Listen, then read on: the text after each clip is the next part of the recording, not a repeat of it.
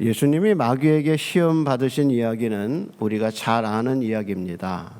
그런데 이 이야기는 그렇게 간단하지 않아요. 왜냐하면 이 마귀의 전략 속에는 인류를 무너뜨릴 수 있는 아주 무서운 종교성이 숨겨져 있어요.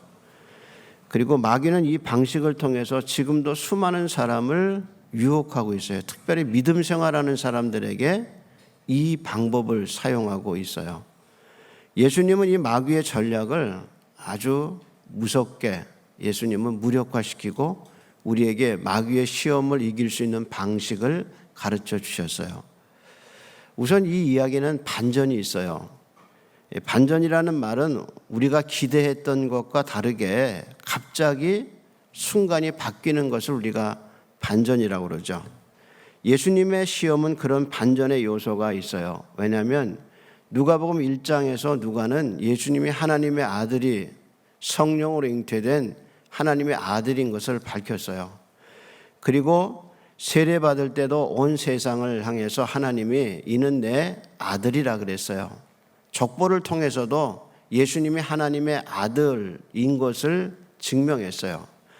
그래서 1장부터 3장까지 하나님의 아들의 이야기를 했는데 이제 그러면서 세례받고 족보에서 하나님의 아들로 증명된 예수님의 탄탄대로가 열릴 거라고 생각했어요. 그래서 예수님이 하나님의 아들이 이 땅에 오셔서 이제 새로운 역사가 일어날 거라고 생각했는데 반전이 일어난 거예요. 그 반전이 뭐냐? 예수도 마귀에게 시험받았다는 거예요. 누가는 왜 예수님이 시험받았는지 이유를 설명하지 않아요. 이유를 설명하는 대신 마귀가 예수님을 어떻게 시험했느냐 그 내용을 상세하게 기록했어요. 우선 누가는 예수님이 이 마귀와의 싸움을 피할 수 없는 필연적 관계로 설명해요. 그게 뭐냐? 성령에 이끌렸다는 거예요. 마태는 좀 더 직설적으로요. 예수님이 성령에 이끌려 마귀에게 시험받으러 왔다고 아예 직설적으로 얘기했어요. 근데 누가는 성령에 대한 언급을 2번 하고 있어요. 1절에 보면 예수님이 성령 충만을 받고 요단강에서 돌아오셨고 광야에서 40일 동안 성령에게 이끌셔 마귀에게 시험을 받으셨다. 이렇게 얘기해요. 그러니까 성령 충만한 이유가 뭐냐? 마귀하고 싸우기 위해서 성령 충만했다는 거예요. 성령 충만하지 않으면 어떡하냐?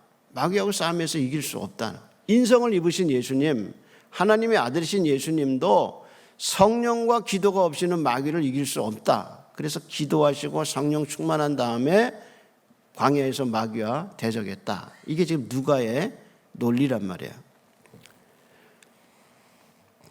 우선 왜 예수님이 마귀에게 시험을 받으셔야 하는가? 예수님의 시험 받으신 이유에 대해서 신학자들의 의견이 둘로 나뉘어요. 첫째는 아담의 실패 때문이다. 그렇게 얘기해요. 인류의 대표인 첫사람 아담이 창세기 에덴 동산에서 마귀의 시험을 받았을 때 지지요. 그래서 바울이 로마서에서 한 사람으로 말미암아 죄가 세상에 들어오고 죄로 말미암아 사망이 세상에 왔다. 이렇게 얘기했어요. 그런데 마귀에 실패한 첫사람 아담을 대신해서 아담의 후손으로 오신, 그래서 아담의 족보에 들어가 있는 예수님이 새로운 인류의 2번째 아담이 되셔서 마귀와의 싸움에서 예수님이 승리하셔요.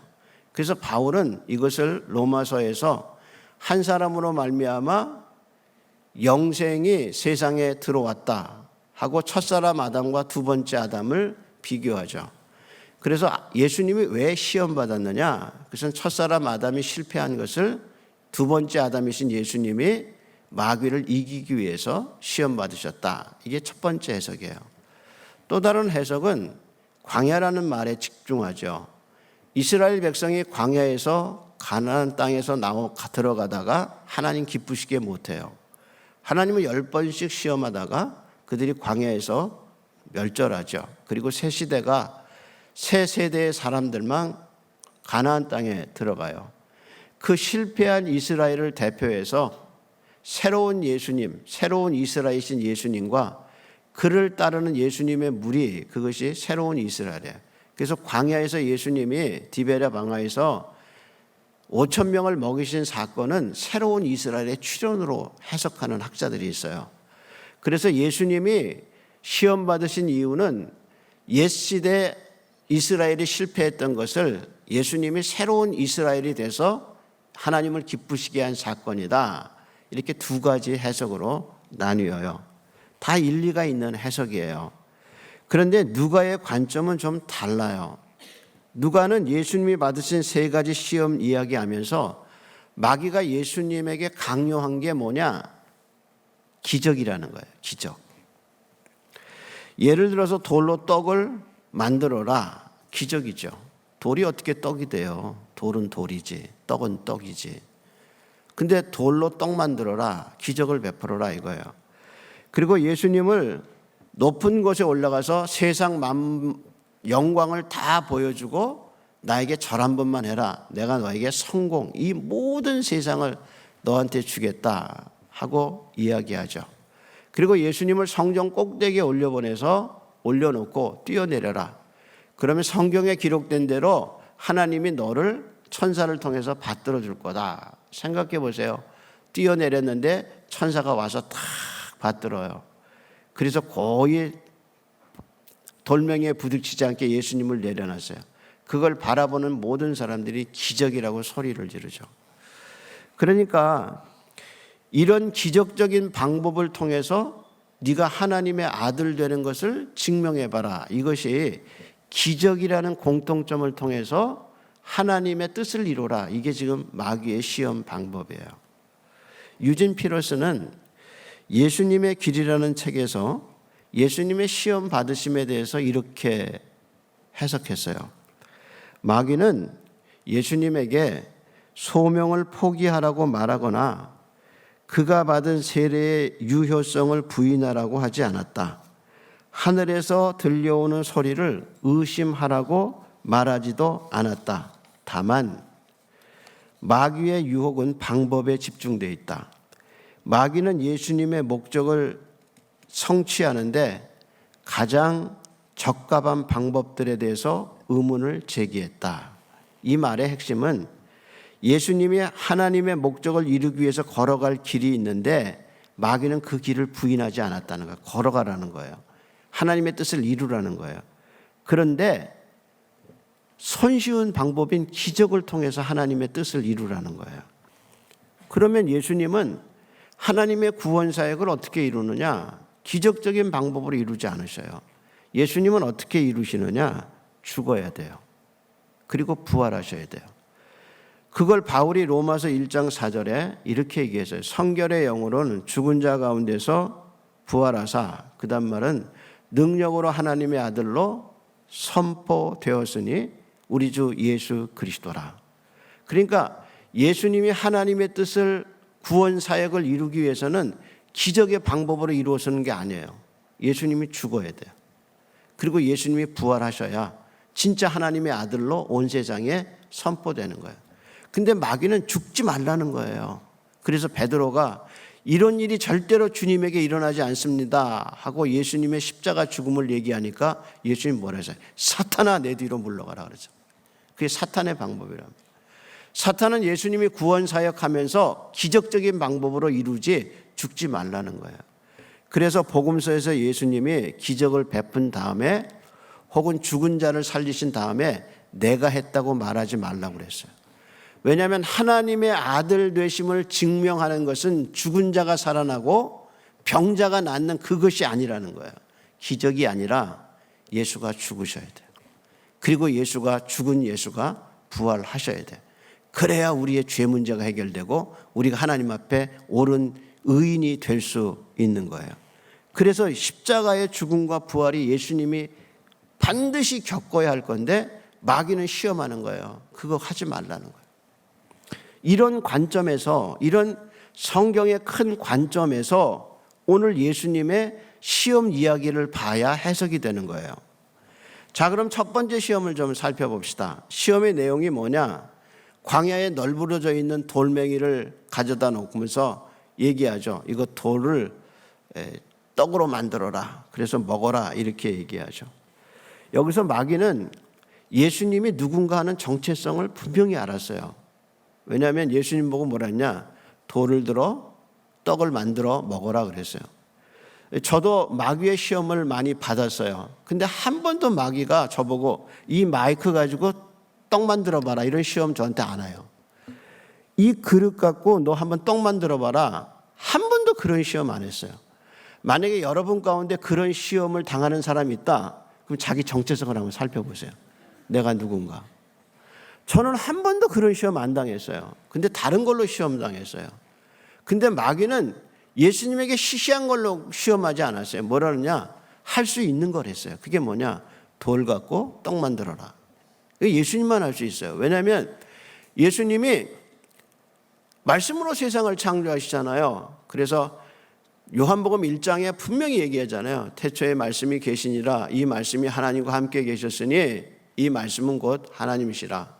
창조사에게 예수님이 하나님과 함께 온 세상을 뭘로 창조하셨냐? 말씀으로 창조했단 말이에요.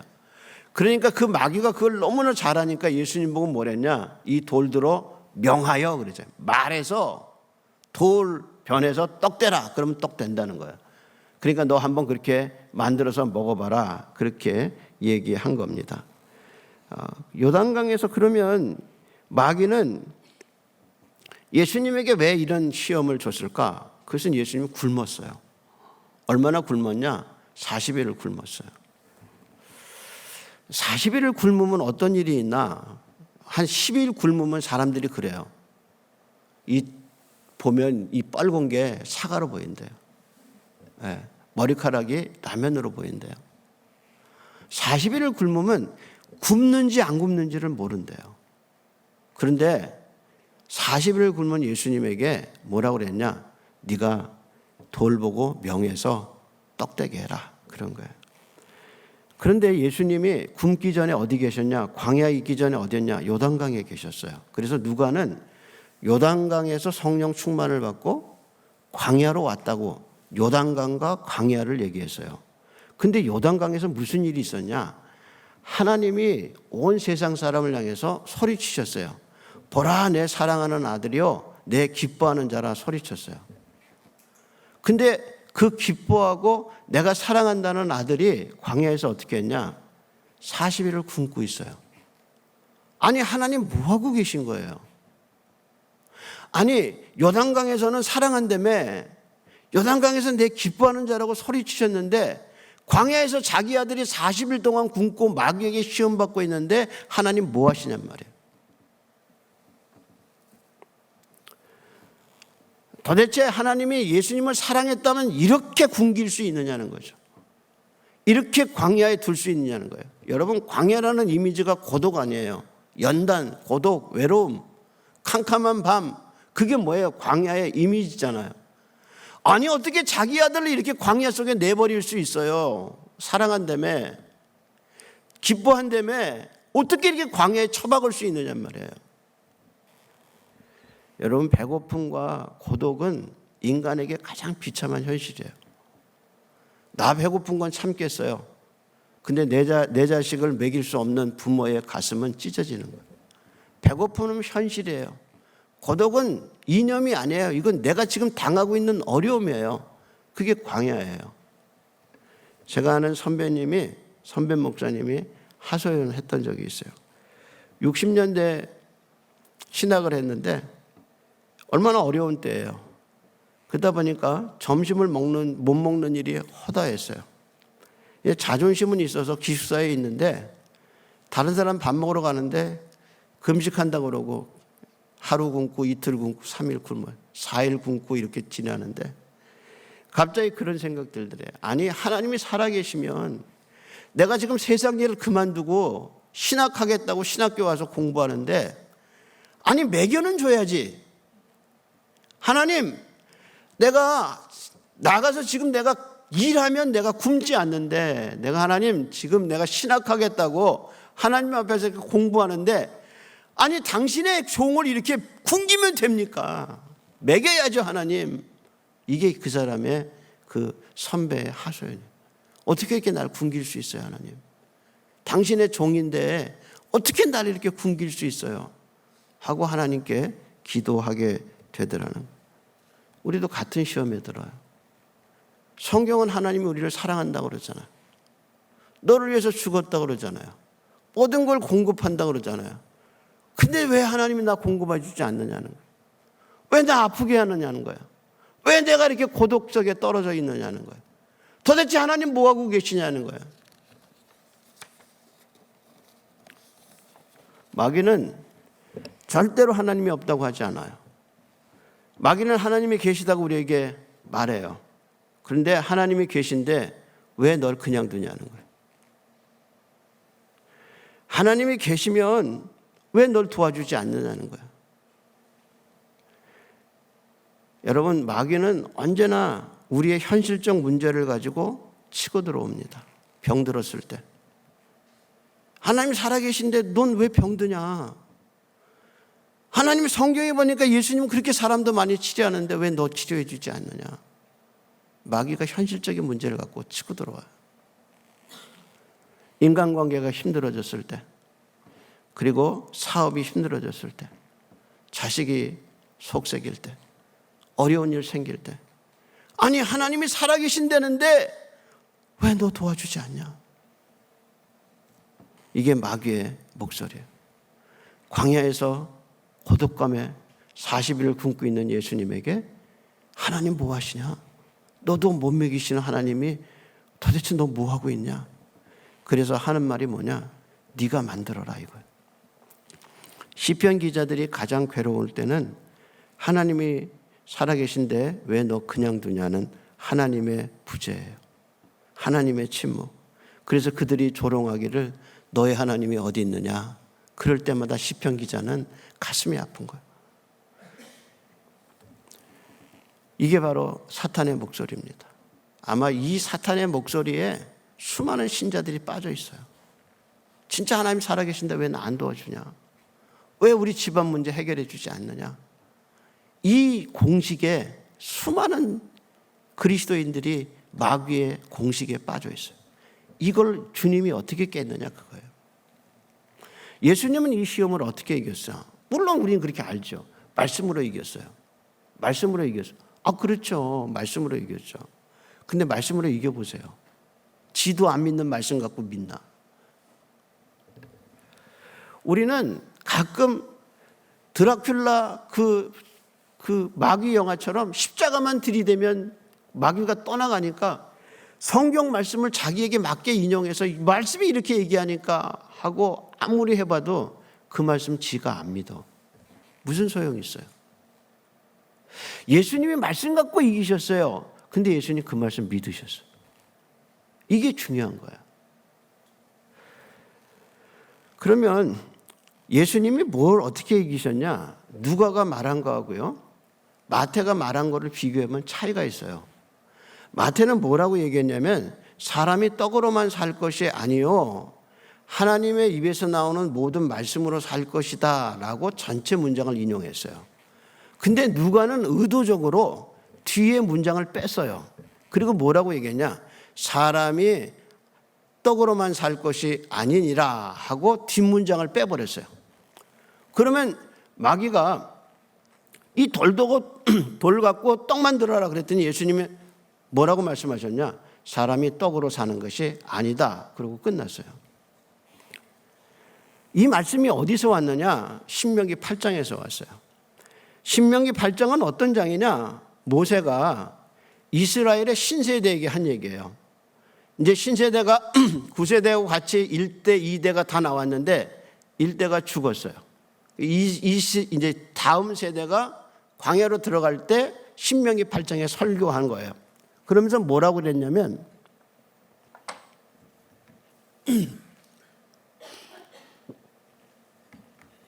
뭐라고 말했냐면 너희가 광야 40년을 돌아봐라 그랬어요. 40년 돌아볼 때 굶었냐? 안 굶었다는 거예요. 왜? 하나님이 만나를 먹이셨거든. 그들이 나올 때 만나 먹을 줄 알았나? 몰랐어요. 근데 하나님이 광야에서 만나를 준비하셨다가 만나 먹였어요. 그리고 또 뭐라고 그러셨냐? 네 의복이 헤어지지 않고 네 발이 부르트지 않았다 그랬어요. 40년을 돌아보면서 뭐라고 그랬냐? 하나님이 애겠다. 그래서 정확한 표현은 이렇게 말씀하셨어요. 하신 말씀이 너를 낮추시며 너를 줄이게 하시며, 줄이게 했어요. 너를 낮추셨고 줄이게 했고, 너도 알지 못하는 내 조상들도 알지 못하던 만나를 내게 먹이신 것은, 만나를 주신 것은 그 다음에 뭐라 하냐면 사람이 떡으로만 사는 것이 아니요 여호와의 입에서 나오는 모든 말씀으로 사는 줄 네가 알게 하려 하심이라. 그러니까 만나를 주시고 뭐라 하냐? 사람이 떡으로만 사는 게 아니라는 거예요. 그러면 만나를 주시고 보호해 주시고 그런 건 어디서 왔느냐? 하나님이 약속했다는 거예요. 그러니까 떡하고 하나님의 약속하고 하나님의 말씀하고 대칭되는 거란 말이에요. 그럼 이스라엘 백성이 뭘로 살았냐? 광야에서 떡만 먹고 산 게 아니라는 거예요. 공급해주고 먹여주고 지켜주겠다는 여호와의 말씀으로 살았단 말이에요. 그러면서 예수님이 마귀의 시험을 가르치면서 너는 떡을 만들어서 먹으라고 할 때 예수님이 아니다, 사람은 떡으로 사는 게 아니라 공급해 주시고 지켜주시고 너를 구원하신 하나님 말씀으로 사는 거다라고 얘기하신 거란 말이에요. 이게 예수님이 지금 사탄에게 한 말이에요. 그러면서 예수님이 그렇게 말씀했는데 누가는 앞에 부분만 인용하고 뒤에는 뺐어요. 그럼 누가의 의도는 뭔가? 이렇게 있다가요, 누가복음 12장에 가면 누가가 12장 29절에 이렇게 얘기해요. 너는 무엇을 먹을까 무엇을 마실까 염려하지 마라. 이 모든 것은 세상 백성이 구하는 것이라. 너희 아버지께서는 이런 것들이 너희에게 있어야 할 줄 아시느니라. 다만 너희는 그의 나라와 그의 의를 구하라. 그리하면 이 모든 것을 너희에게 더하시리라. 그러니까 하나님의 약속이 있단 말이에요. 그러니까 여기서는 말하지 않았어요. 누가복음 4장에서 시험 받을 때는 얘기하지 않았지만 예수님이 12장에 가서 왜 우리가 떡으로만 살지 않느냐는 이야기를 12장에서 얘기하고 우리가 어떻게 살아야 되는가를, 하나님의 나라와 그의 의를 위해서 살면 하나님이 이 모든 것을 너에게 더해 주실 거라고 약속해 주셨다는 거예요. 실제로요, 시편 기자가 145편에서 이렇게 얘기했어요. 모든 사람이 눈이 주를 앙망하오니 주는 때를 따라 그들에게 먹을 것을 주시며 손을 펴사 모든 생물의 소원을 만족하게 하시나이다. 그리고 맨 마지막에 마지막 절에 내 입이 여호와의 영예를 말하고 모든 육체가 그의 거룩하신 이름을 영원히 송축할지어다. 하나님 찬양합니다 라고 끝나요. 누가 먹이시냐? 하나님 먹이셨다는 거예요. 온 우주 만물을 누가 먹이시냐? 하나님 먹이셨다. 들짐승을 누가 먹이셨냐? 하나님이 먹이셨다. 그래서 모든 것이 손을 펴사 모든 생물의 소원을 만족해 주셨다. 요한은 요한복음 6장에서 만나 이야기하면서 이렇게 얘기하셨어요. 내가 아버지로 말미암아 사는 것 같이 나를 먹는 그 사람도 나로 말미암아 살리라. 그러니까 예수님이 그래서 나는 아버지로 인하여 산다. 근데 나를 먹는 자도 나를 인하여 살리라. 우리는 떡을 먹고 사는 사람이 아니에요. 예수의 말씀을 먹고 사는 사람. 예수님이 우리에게 하나님의 말씀을 가르쳐 주셨어요.